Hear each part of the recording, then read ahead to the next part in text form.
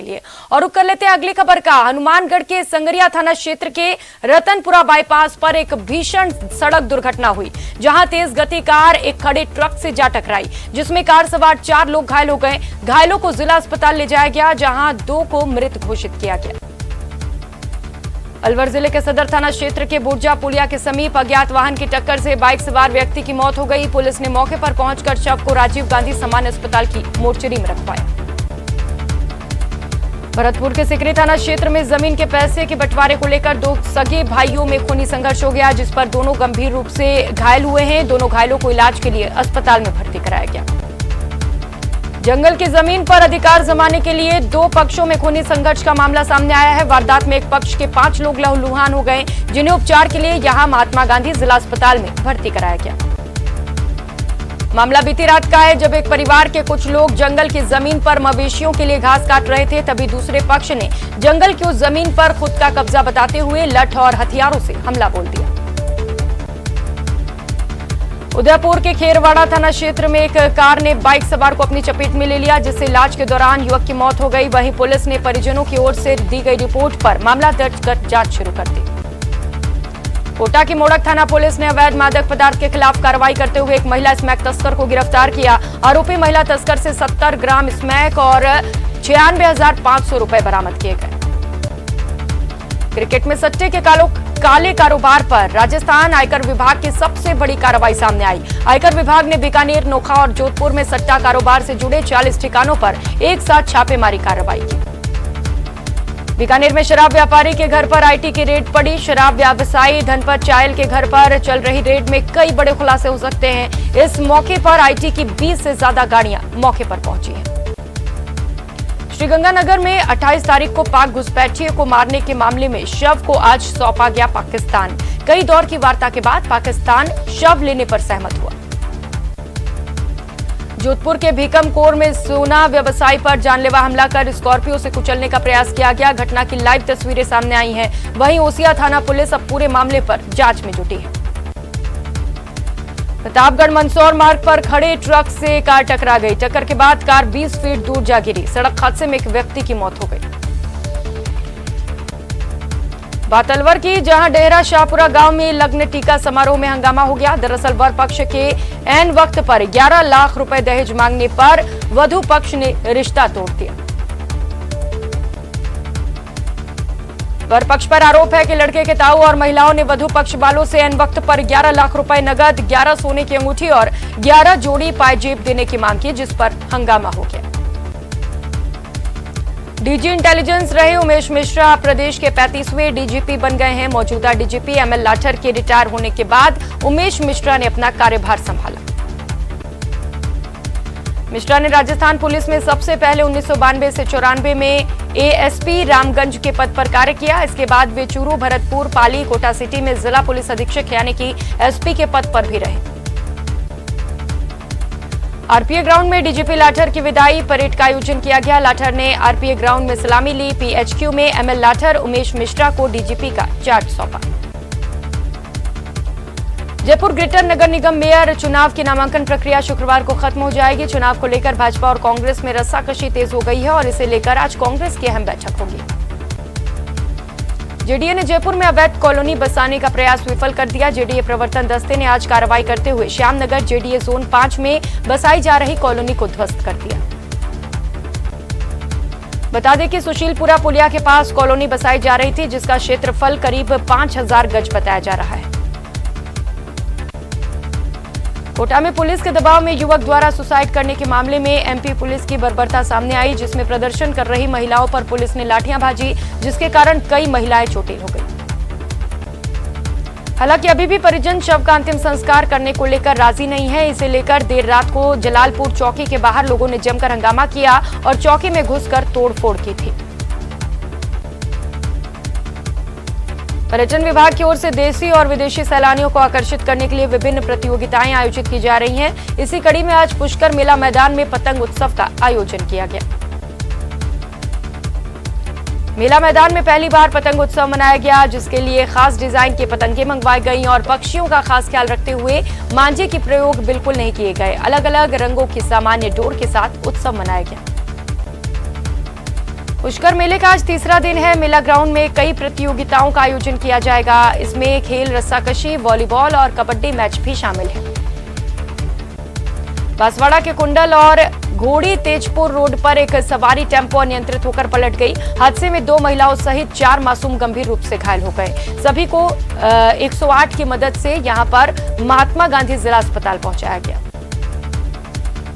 मासूम बच्ची की हालत ज्यादा गंभीर बनी हुई है। हालांकि डॉक्टर सभी को खतरे से बाहर बता रहे हैं। घटना के समय टेम्पो की सवारी से ओवरलोड होने की वजह से बताया जा रहा है कि यह हादसा हुआ है।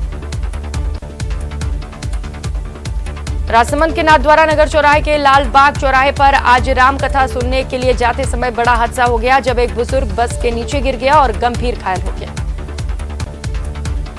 बताया जा रहा है कि बुजुर्ग राय सिंह शीतल संत मुरारी बापू की रामकथा सुनने के लिए लालबाग चौराहे पर खड़े थे और इसी दौरान लालबाग चौराहे पर बस में बैठे थे समय राय सिंह नीचे गिर गए। चूरू के जयपुर रोड पर स्थित रेलवे ओवरब्रिज पर एक कार ने बाइक को टक्कर मार दी। हादसे में बाइक सवार होकर चूरू आ रहे पिता पुत्री गंभीर रूप से घायल हो गए। घायल पिता पुत्री को कार चालक ने अपनी ही कार में बैठाकर गंभीर हालत में राजकीय भरतिया जिला अस्पताल के इमरजेंसी वार्ड पहुंचाया। चूरू के दुधवा खरा थाना क्षेत्र के गांव चलकोई बनी रोहतान में पानी निकालते समय कुंड में गिरने से 25 वर्षीय युवक की मौत हो गई। घटना की सूचना परिजनों को तब लगी जब वो पानी लेकर वापस नहीं आया। एक अज्ञात व्यक्ति की मौत का मामला सामने आया है, जिसे जीआरपी थाना पुलिस ने सामान्य चिकित्सालय के स्थित मोर्चरी में रखवा दिया है। शिनाख्त इंदिरा कॉलोनी निवासी 50 वर्षीय रमेश सैनी के रूप में हुई। बताया जा रहा है कि सैनी की ट्रेन दुर्घटना में मोरी फाटक के समीप मौत हो गई है। वहीं परिजनों ने किसी प्रकार की आशंका जाहिर नहीं की। झुंझुनू की सदर पुलिस ने अवैध वाहनों के खिलाफ कार्रवाई को लेकर चलाए गए अभियान के तहत कार्रवाई करते हुए रात्रि गश्त के दौरान खेजड़ी की हरी लकड़ियों से भरी हुई एक पिकअप गाड़ी को जब्त किया है। वन विभाग की टीम को भी इसकी सूचना दी गई। सूचना के बाद वन विभाग की टीम सदर थाना पहुंची और वन विभाग की टीम ने खेजड़ी की हरी लकड़ियों से भरी हुई पिकअप को अधिनियम 1953 के तहत कार्रवाई करते हुए जब्त किया। भरतपुर शहर में रात के अंधेरे में जयपुर आगरा हाईवे स्थित एक प्लांट पर ट्रक चोरी का प्रयास किया गया। ट्रक चालक के साथ बदमाशों ने मारपीट की और चोरी का प्रयास जब असफल हुआ तो ट्रक चालक को गाड़ी में डालकर ले गए।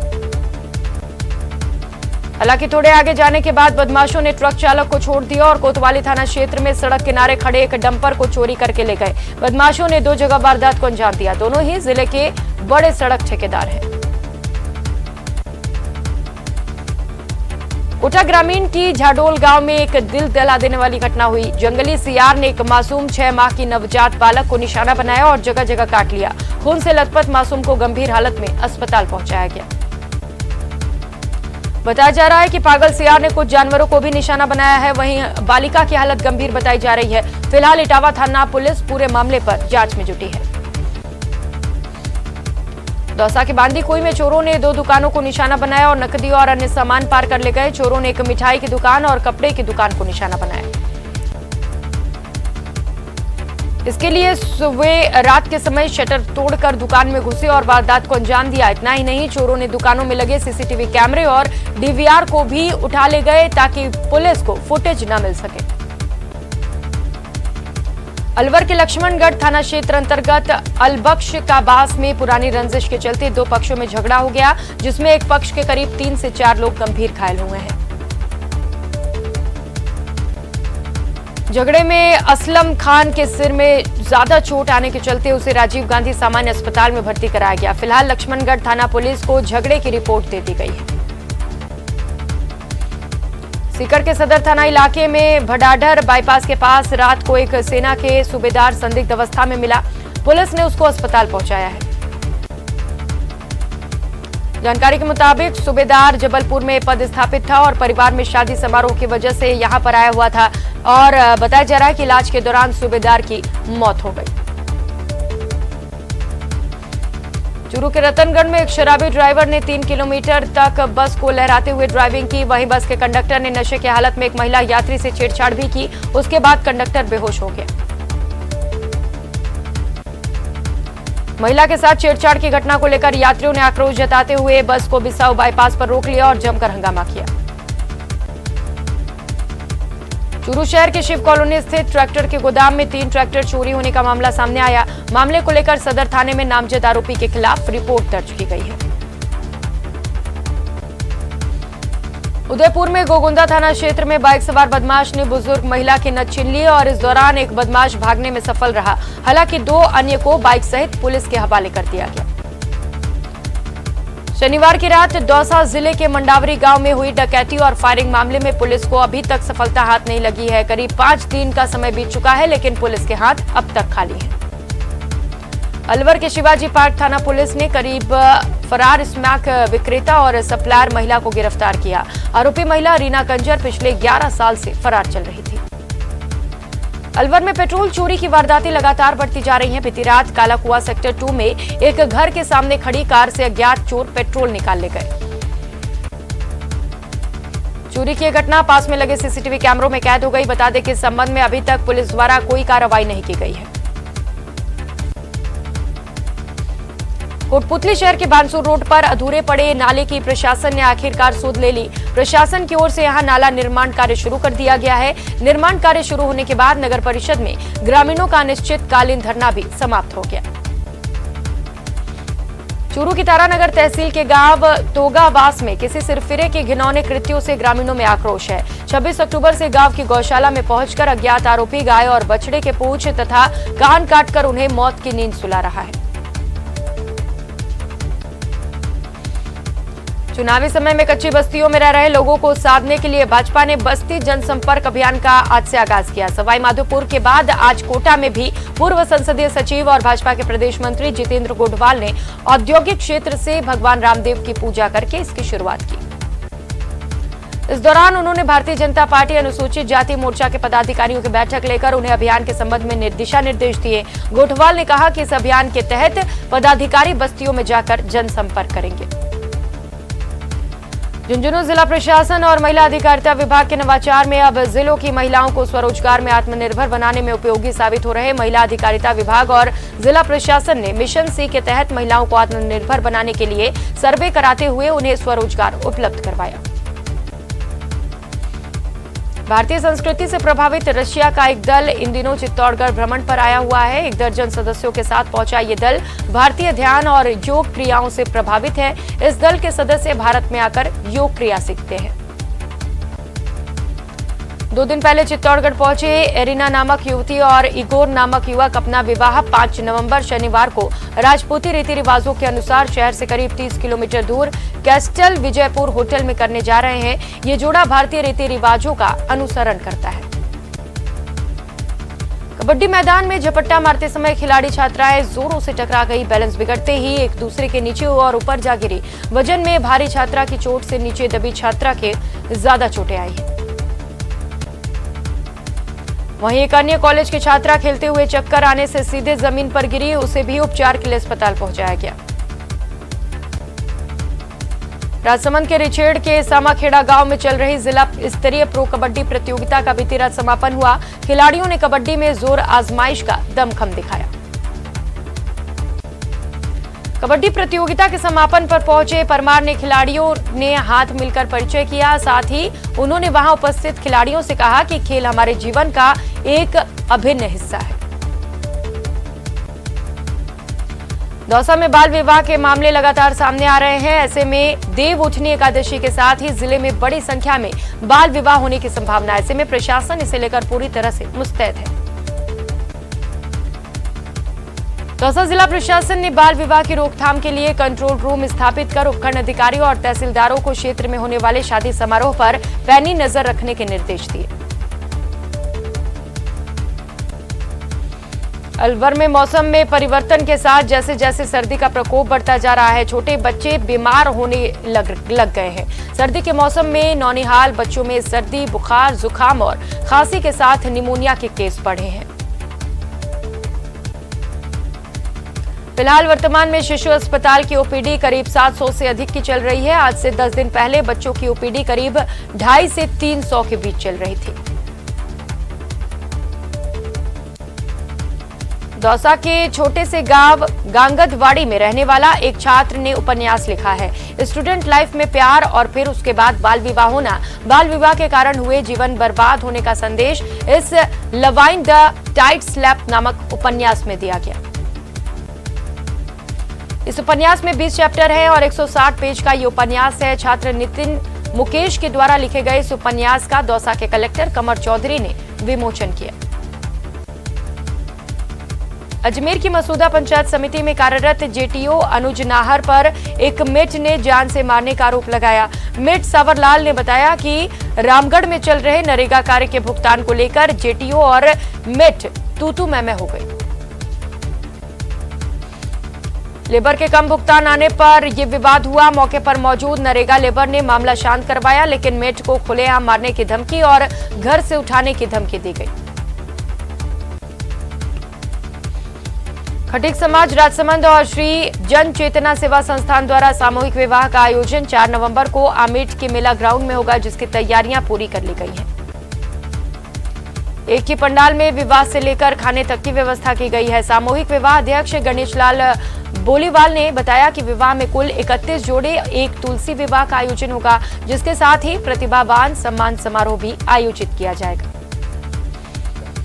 अलवर के राजीव गांधी सामान्य अस्पताल में होने वाले मेंटेनेंस के कार्य को लेकर पीडब्ल्यू सार्वजनिक निर्माण विभाग की टीम ने चिकित्सालय में पहुंचकर निरीक्षण किया और जहां जहां चिकित्सालय में नए निर्माण होने वाले हैं उनका भी निरीक्षण किया गया। निरीक्षण के बाद टीम ने रिपोर्ट तैयार की है। इसके बाद टीम रिपोर्ट को तैयार करके राज्य सरकार को भेजेगी और उसके बाद राज्य सरकार से बजट आने के बाद राजीव गांधी सामान्य चिकित्सालय में होने वाले मेंटेनेंस के कार्य कराए जाएंगे। अमृत महोत्सव को लेकर सिरोही में 3 दिवसीय महात्मा गांधी स्कूल में प्रदर्शनी का आयोजन किया जा रहा है, लेकिन इस प्रदर्शनी में नई तकनीकी संसाधनों की प्रदर्शनी में लगे कार्मिकों के द्वारा लोगों को केंद्र सरकार की योजनाओं के बारे में जानकारी नहीं दी जा रही। केंद्र सरकार की योजनाओं और तकनीकी औद्योगिक डेयरी पालन के साथ ही कई सारी योजनाओं को जमीन स्तर पर लाने के लिए इस प्रदर्शनी का आयोजन किया गया था, जो सिरोही में सिर्फ खाना पूर्ति बनकर रह गया। श्रीगंगानगर में लगातार दूसरे दिन मौसम के मिजाज बदलते हुए नजर आ रहे हैं। आज सुबह से ही श्रीगंगानगर के आसमान में हल्की धुंध देखी जा रही है, वहीं ग्रामीण क्षेत्रों में ये धुंध थोड़ी घनी है।